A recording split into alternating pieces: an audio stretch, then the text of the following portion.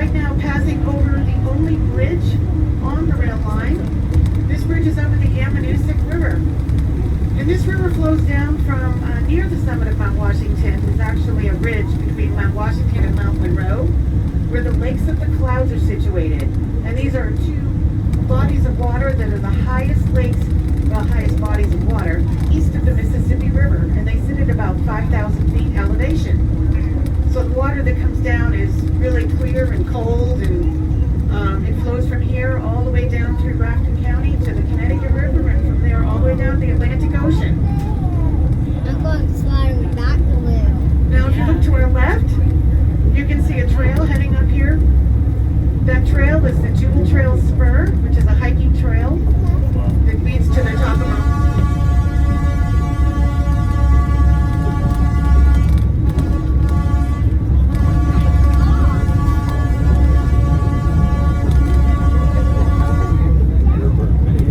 Sorry about that. That's our engineer Josh letting the base know that we're heading up the mountain and we're reaching our top speed of 5 miles an hour. I know it doesn't sound like it's very fast, but it really is twice as fast as the steam engines used to go. Wow. So the steam engines, they had to stop the water on the way up, and our coal-fired engines could only reach a speed of 2.5 miles an hour. We doubled our speed. So as I started to say, the trail that we saw going to the left is a connector trail to the Jewel Trail, which is considered the easiest way to hike up Mount Washington. So we often see hikers coming through here to cut over to the trail and start their hike to the summit. And in contrast, you can see a road that seems to be right next to the rail line here. That's our service road. And that follows the line all the way to the summit so that our trail crew can maintain and repair the rail line. It's actually the shortest route to the summit, and we do see hikers on it every now and then, but it's really steep, and it's probably the most difficult way to get up there on this side of the mountain. How's the train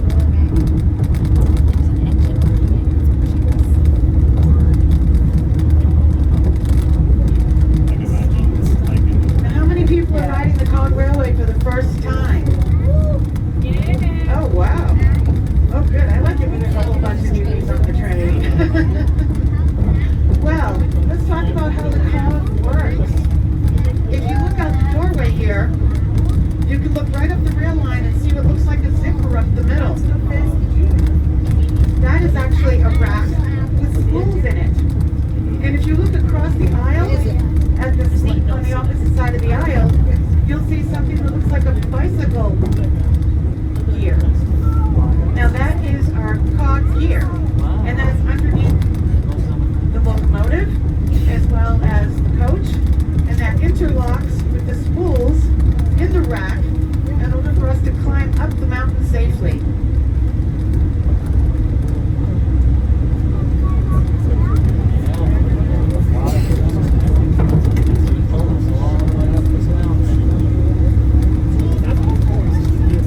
Now how did this get here? Well, back in 1803, a young man was born in Campden, New Hampshire, and his name was Sylvester Marsh. Now, Sylvester was a bright boy, and instead of growing up and working on the family farm, his family sent him off to college because they could tell he was going to really be something, which it turned out he was. So he went off to try to find his fortune in the railroad business, but in the 1800s, the railroads were booming. Somebody else was already making the money, and Sylvester had to find another way to make money. So he moved out to this little spot in the Midwest, and it was a village that was becoming a hub for the railroad industry, and it was right in America's breadbasket. And so Sylvester figured out a way to transport grain and cars on the railroad, and that's how he made his fortune. And the little stop in the middle of the prairie turned out to be the city of Chicago, but it only had 300 residents at the time. So he was one of the founding fathers pretty much of the city of Chicago. So in the early 1850s, Sylvester developed a stomach issue,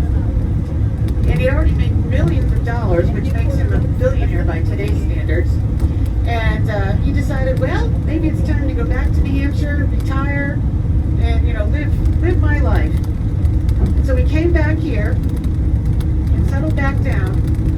And then one day decided, with a friend of his who was the local minister, to go for a hike up the biggest mountain in the neighborhood, which is something they'd done before. So they hiked up the Crawford Path, which is the oldest hiking path in the White Mountains. The Crawford Path starts in Crawford Notch, and it goes up the ridge all the way to the summit of Mount Washington. So he and his friends started up the Crawford Path and probably made it about 3/4 of the way up. And a nasty storm came in, because every now and then a nasty storm does blow in here. So anyways, they fought their way through the storm, they kept on the path, they made it to the summit of Mount Washington. And when you get up there, you'll see this stone house called the Tip Top House that's up there. And that is the oldest building on the summit today, but it was a hotel back then, by, you know, 1800 standards. So he and his friends spent the night in the hotel, in the Tip Top House, happy to be sheltered from the storm. And then the next morning, got up and they saw this gorgeous view, beautiful sunny morning. They could even see something glinting in the distance, which turned out to be the Atlantic Ocean. And on those rare days at the top of Mount Washington, you can see the Atlantic Ocean glinting in the distance off the coast of Maine. So we thought, everybody should be able to see this view. Well, how can we make it happen? Well, he got thinking about the railroad business again. And he did some research, and he discovered that in Switzerland, someone had invented a system for a train that would help it get up the steep inclines of the Alps. And because an ordinary train can't climb steep hills because the wheels would slip on the rails. So he took their idea, he modified it, and came up with this rack and pinion system. And I believe until today it's still called the Marsh system. And he toughened it up and figured out, well, we can make this happen. So he approached the state of New Hampshire. He went to the legislature, and he said, you know, I got this idea. And they laughed him out the door. They said, you're out of your mind. Put a train up the side of the mountain? That'll never happen. And he said, no, I got a great idea. He laid it all out for them. And he said, and I've got some funding for it. I got money. You don't have to pay a thing. And we can make this railway go all the way to the summit of Mount Washington with this system. So they said, okay, all right, we're going to give you a grant. So they did this grant, 99-foot wide strip of land from the base all the way to the summit of Mount Washington. And they still thought he wouldn't be able to do it, so they gave him a certain amount of time in order to make the railroad happen and to build it. And then they said, well, good luck with that. You might as well be building a railway to the moon. Which, you know, coincidentally, it's our nickname. The railway to the moon. So, he was delayed by a few things, including the Civil War. And afterwards, he got 300 Civil War veterans, and in 1866, started building his dream railway. And it had its ups and downs, and he got some help from the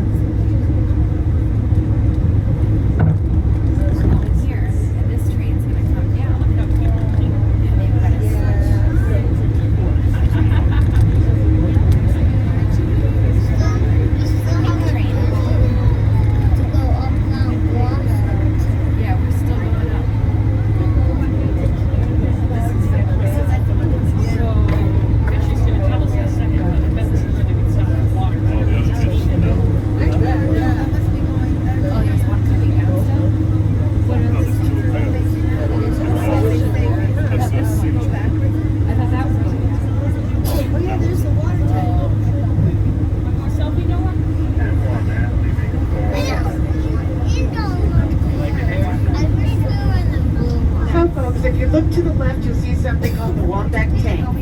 Now that's a water tank that's still here to add water to our steam engines. Right now our steam engines aren't running because they're waiting for their new boilers to arrive, and they haven't arrived yet. But hopefully we'll get them online later this summer. So they still stop for water at the tank. And on our left is Wombeck Station. So we're about a third of the way up the mountain. And during the winter, we actually have a train here that comes up to Wombeck Station so that people can experience winter on Mount Washington.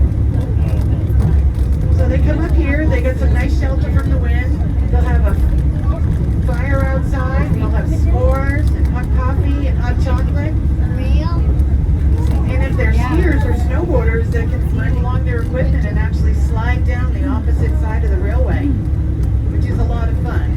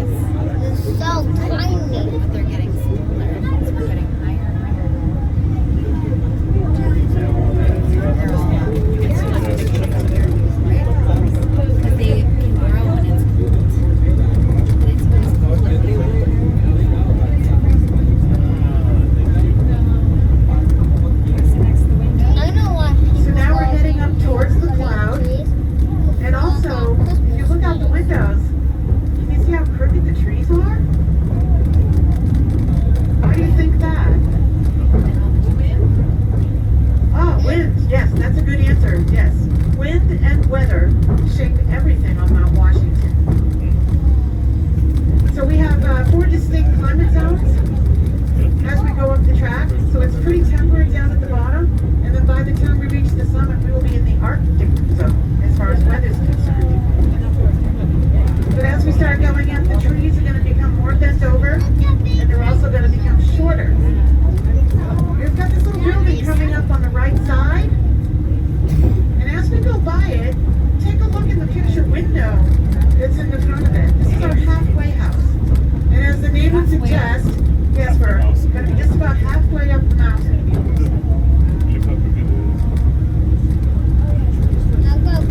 What is the house? I know, it looks like it's an optical illusion. It looks like the house is pictured, right?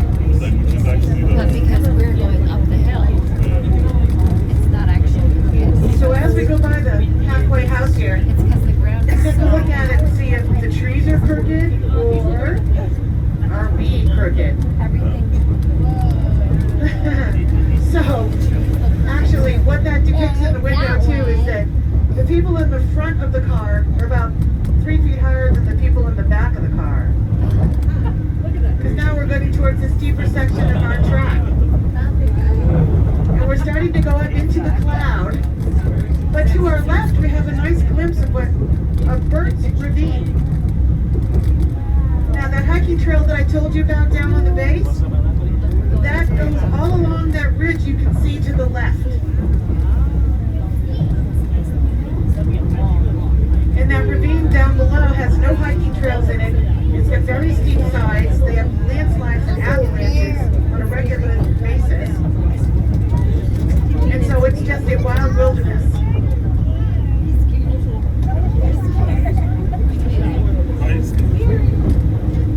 We're going into... It's so high up. We're going into a cloud. I can't hardly even see the orange one anymore.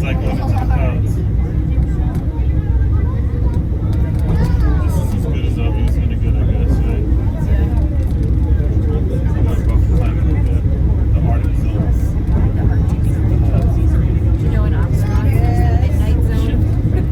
We're going into the Arctic zone. So if you look ahead of us, you can see the cloud coming over the tracks. And it's moving pretty fast because the wind's picking up. You may or may not have heard that Mount Washington is the home of the world's worst weather. And if you're wondering why, it's because where Mount Washington sits in the Northeast, we're at the confluence of 3 major weather systems in North America. And so today we had a front that came through last night that's still pushing its way through, and you can just see the clouds coming out ahead of it. And we're just about to head up over the steepest section in track. This is a trestle that's about 30 feet off the ground. And it's famously known as Jacob's Ladder. And here, try something really cool. You can stand up, and I'm going to stand up right here. I'm putting my nose in the doorway, and my feet are all the way back by where the first seats hit the floor. So you can try this. Just, you can step into the aisle, stand up in your seat, and just stand up straight and see how far ahead your nose is in front of your toes. Like down where your toes are. Because this is In order to stand up This is straight. a 37.41% grade. This is the steepest grade on the railway. That's crazy. If you tried this at home, you'd fall on the floor.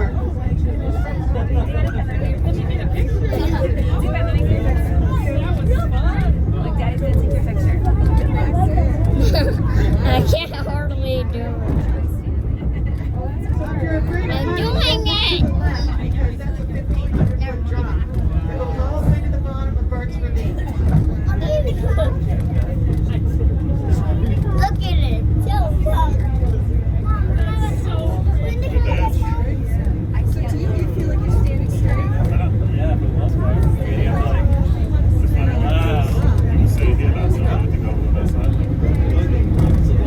So we are now in what we refer to as the Alpine Zone. So you notice the trees have gotten much, much shorter. There's less of a variety of vegetation because even fewer plants can survive up here.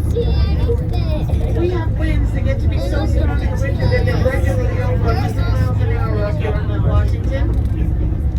And during the summer they can get pretty tough too. 2 weeks ago, we had a wind gust of 124 miles an hour in the summer. But that's not even close to the record. In 1934, there was a wind speed of 231 miles an hour, which was the highest wind speed that was ever witnessed by man. And then we heard just a few years ago that, but the record was broken somewhere off of Australia. But there was no person who witnessed that because it was on a weather beacon that was out in the ocean or something. But anyway, so it's pretty wild up here at times. Can't you see hardly any trains? I know, we're in the clouds now. This is what it's like inside the clouds. Or in the painted like a frog. They painted the road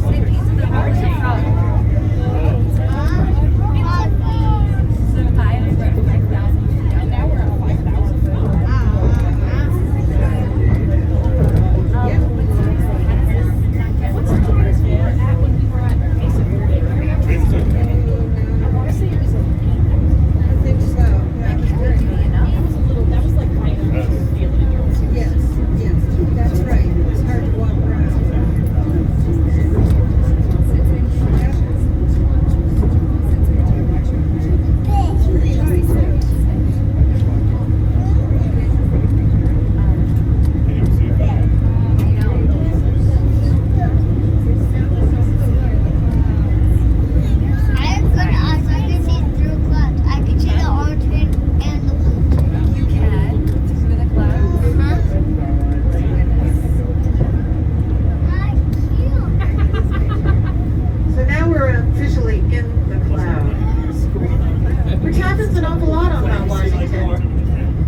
You can see that the trees have gotten very short because we are now in the alpine zone. And those trees, they're called, the technical word is Krummholz, which means stunted gnarly tree in German.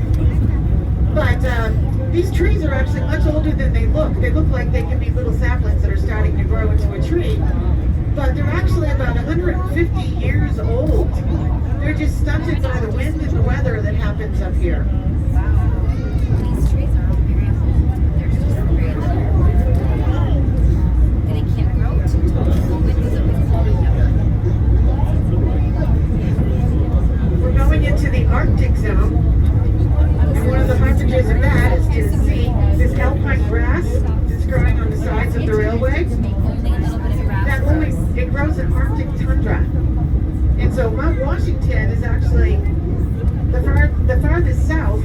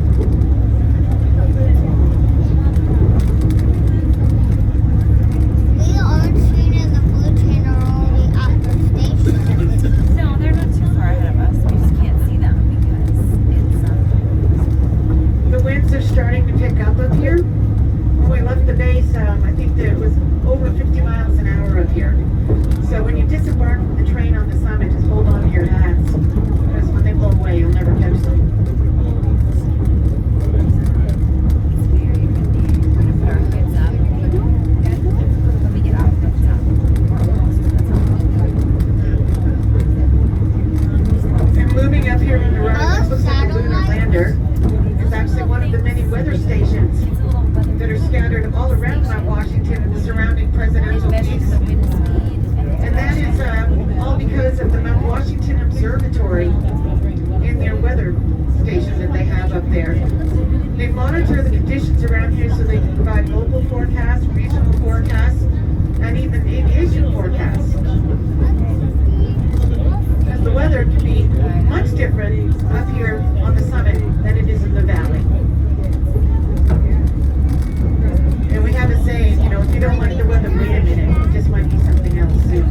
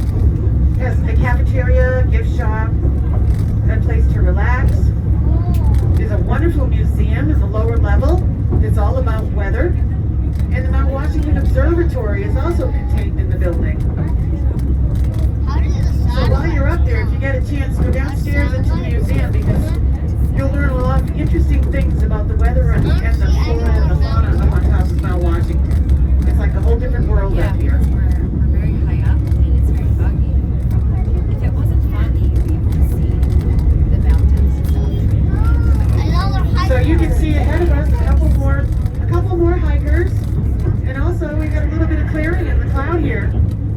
And you can see the cairn on the trail that's crossing the railway.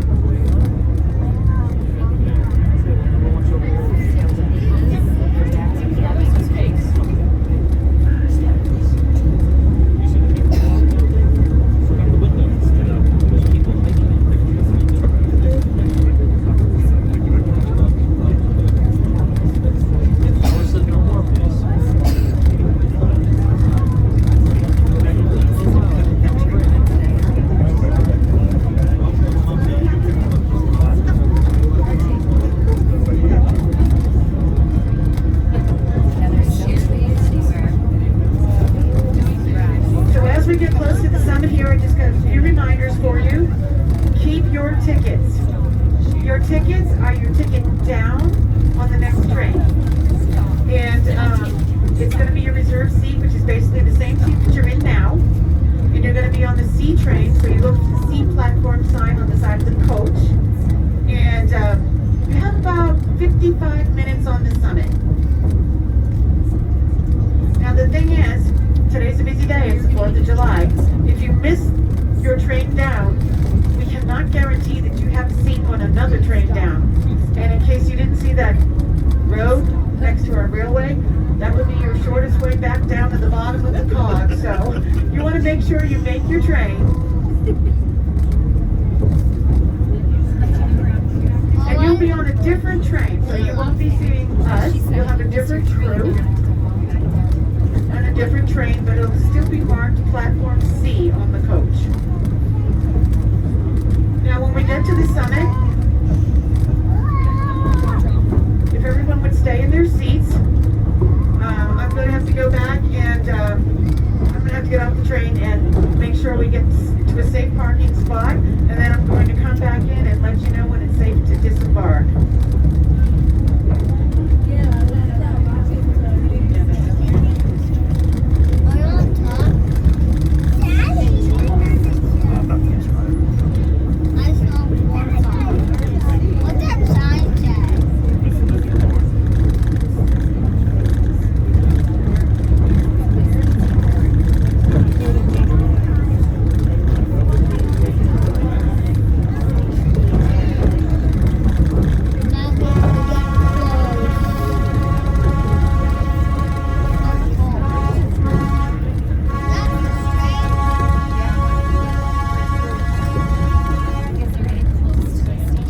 Engineer Josh announcing our arrival on the summit shortly. And on behalf of Josh and Andy and myself, we'd like to thank you for coming up on the Cog Railway with us today. We hope that we did a good job keeping you safe and making sure you can just relax and have a nice ride. Thank you.